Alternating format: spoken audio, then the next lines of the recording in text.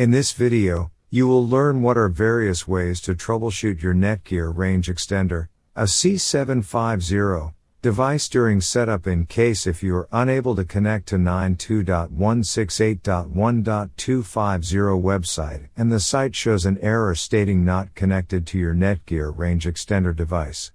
Or extender connected but no internet connection. Here are some tips. The first thing that you can do is try rebooting your Netgear range extender and your router. If this does not solve the problem, then try factory resetting your Netgear range extender, AC750. Third thing that you can do is try using a different web browser. Try clearing the history and cache of your browser. Make sure that you have an active internet connection. Make sure you are using the latest firmware update on your extender.